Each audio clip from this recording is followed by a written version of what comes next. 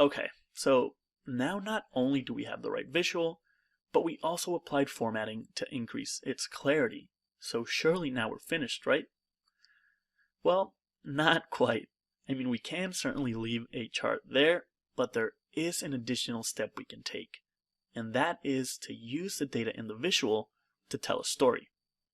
And to do that, descriptive titles and data labels can be used to tell a clear story within your visuals. So we can take what is already a clear chart, like this one, into a compelling story, which is even better, right? I mean, the story is literally right there in front of you. Internet advertising spend has surpassed television and is expected to reach almost 150 billion by 2024.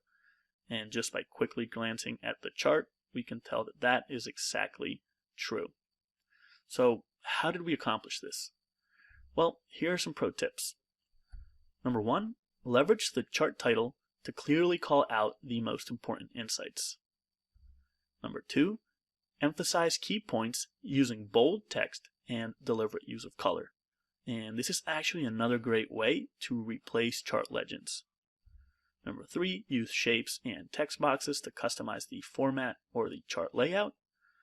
And finally, use markers and data labels to draw attention to meaningful data points, not to all of them. And now, our visual is finished.